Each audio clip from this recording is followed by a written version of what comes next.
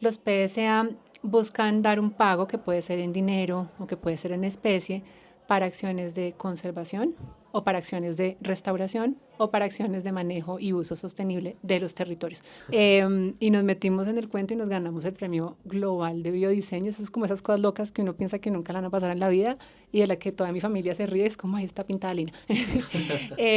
Cuando hablamos de lo holístico, lo integral, yo creo que tenemos que pensar en una conexión con la naturaleza que va más allá de los simples beneficios materiales que nos brinda. A mí me gustan mucho los nuevos formatos. Creo que aquí siendo muy autocríticos, creo que a la academia nos falta como sacudirnos bastante y pensar en estos formatos nuevos que ustedes tienen muy claramente desde las redes sociales.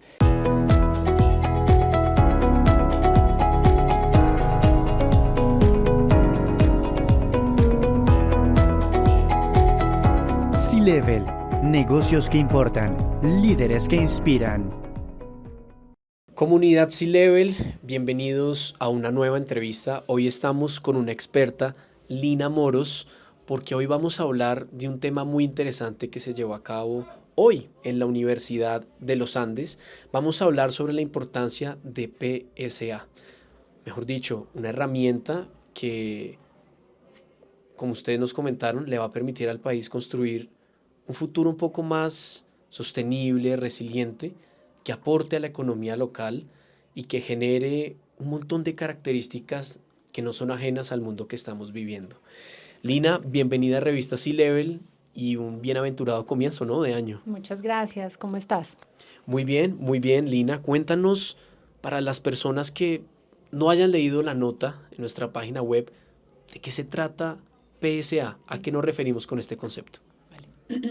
Pagos por servicios ambientales son un instrumento económico y de política que lo que hace básicamente es otorgar incentivos, dar incentivos a comunidades, personas que habitan en territorios que son importantes ambientalmente y lo que buscan es justamente, por un lado, reconocer las prácticas que ya han hecho para mantener ese ecosistema bien o que cambien ciertas prácticas que no están siendo sostenibles y que están impactando los territorios. Entonces, los PSA buscan dar un pago que puede ser en dinero o que puede ser en especie para acciones de conservación o para acciones de restauración o para acciones de manejo y uso sostenible de los territorios. Entonces, es un instrumento económico que ya se ha usado en muchos países del mundo, lleva globalmente estando por ahí desde finales de los años 90, siendo Costa Rica el primer país que tuvo un esquema nacional de PSA.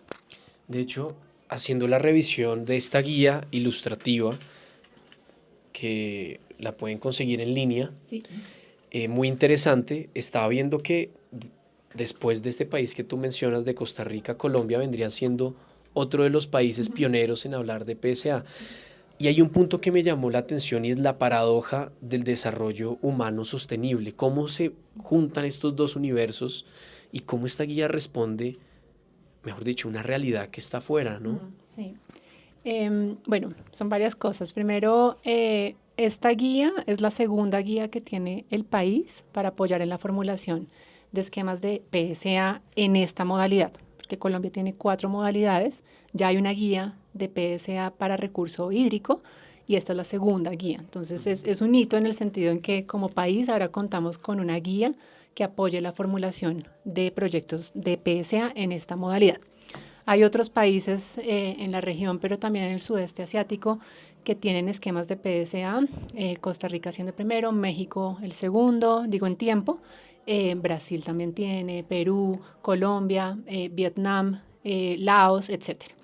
Y cuando tú hablas de esa paradoja del desarrollo sostenible, en el reporte que sacó PNUD el año pasado, el 2024, donde mostraba, me gustó porque es como la primera vez que hace un traslapo entre variables ambientales y variables de desarrollo humano. Recordemos que desarrollo humano incluye ingresos, pero también incluye educación y salud, ¿no? No podemos medir el desarrollo humano y el progreso solamente con variables económicas, porque si no estaríamos como un poco miopes.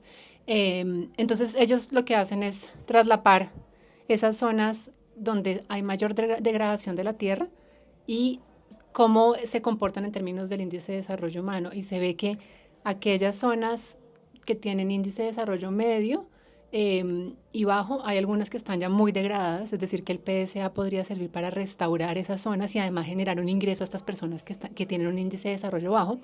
Y además ellos también muestran que las trayectorias de desarrollo globales casi que siempre van con una correlación directa entre mayor desarrollo humano, mayor degradación ambiental.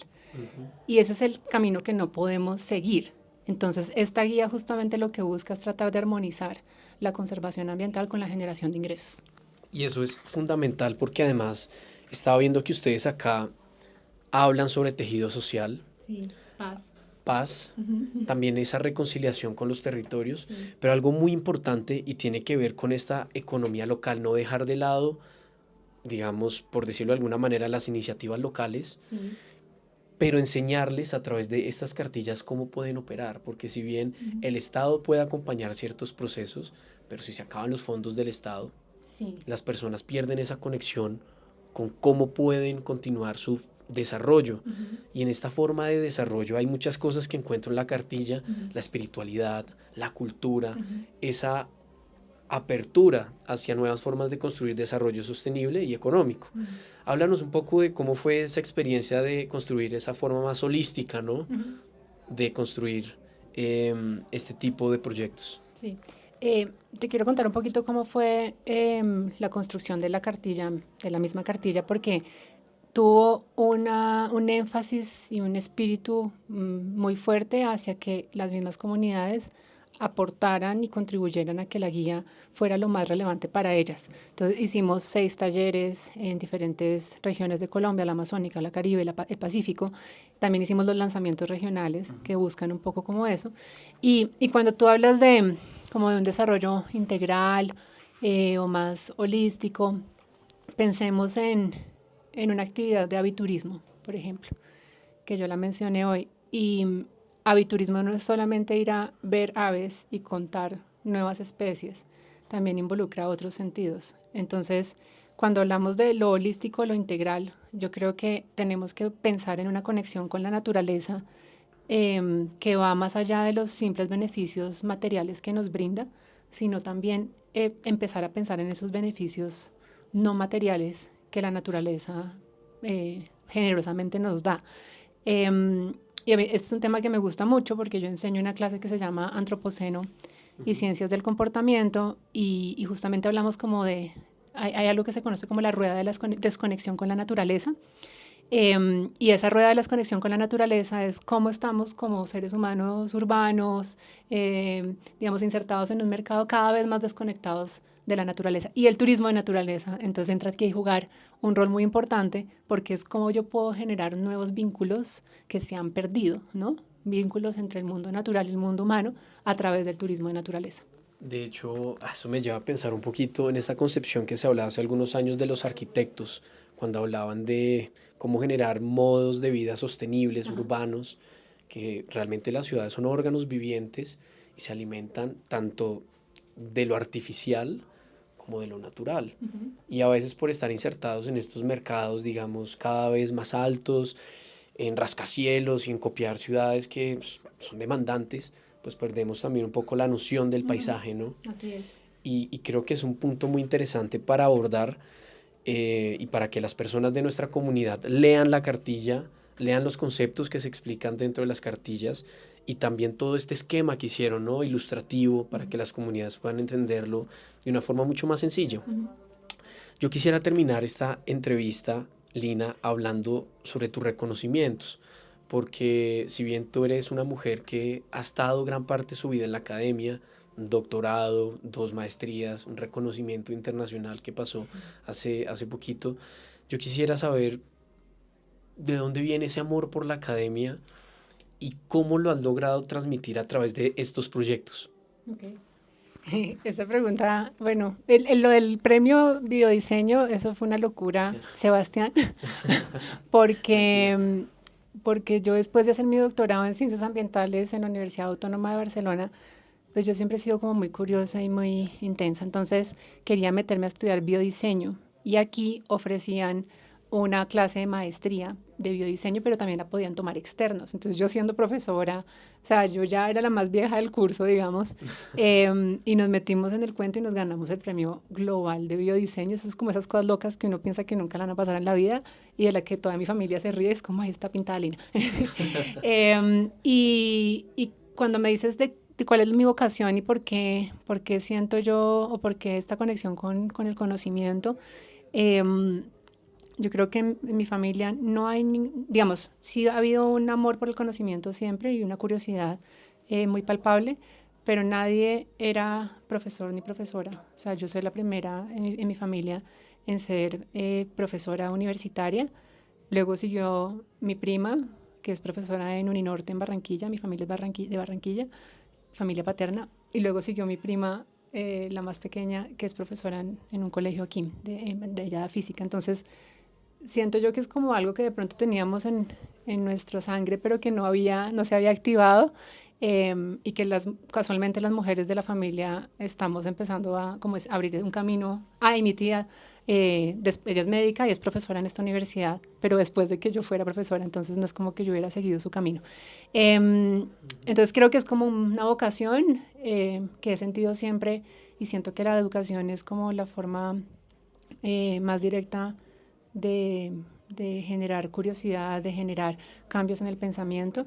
Aquí en el evento estaban mis estudiantes. Sí, sí, eso te iba a preguntar. Estaban mis estudiantes de pregrado que están en tercer semestre, que tienen entre 18 y 20 años. Entonces, yo siento que yo amo hacer lo que hago y pues soy afortunada por poder vivir de eso, en cierto modo. Y ya para terminar, Lina, ¿cómo crees esta articulación que está teniendo la academia con espacios mucho más llamativos? Porque hace algunos años, tal vez cuando yo estaba en pregrado, ¿Tú qué estudiaste? yo estudié ciencia política y comunicación social. Y yo hacía el vínculo de comunicar cosas de la academia, de las facultades, en Javeriana Estéreo, por ejemplo. Tú estabas como en divulgación. En divulgación científica y académica. Pero claro, era Con razón todo, era todo un universo de cosas. Sí.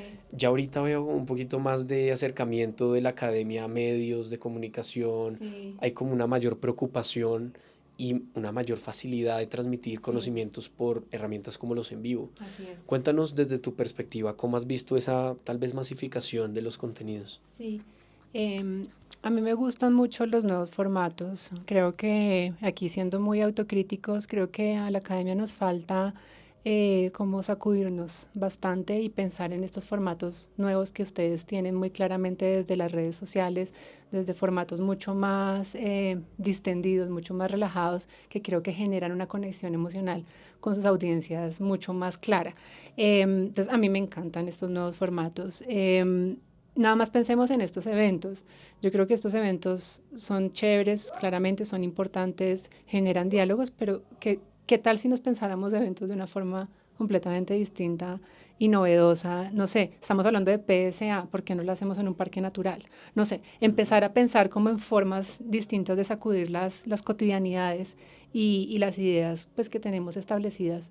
Que está bien porque esto también responde a unas convenciones, a unos protocolos y eso también hay que preservarlo, pero a mí me gustan mucho los formatos nuevos y me encanta lo que hacen los jóvenes.